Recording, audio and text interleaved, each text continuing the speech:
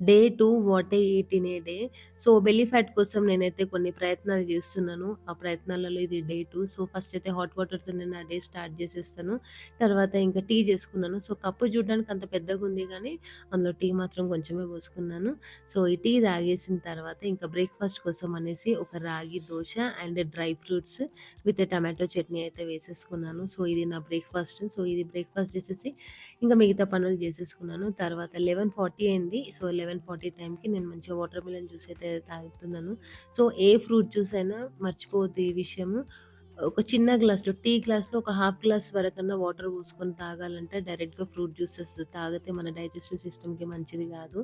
And lunch కోసం అనేసి కొంచెం రైస్ అండ్ ఎగ్ ఫ్రై ఇంకా కాకరకాయ ఫ్రై అయితే తిన్నాను. అండ్ డిన్నర్ కోసం వచ్చేసి కేఎఫ్‌సీ అయితే బుక్ చేసుకున్నాను. సో, ఇది నా day 2 and lots of water. ఈరోజైతే 4.5 లీటర్స్ వరకైతే వాటర్ తీసుకున్నాను.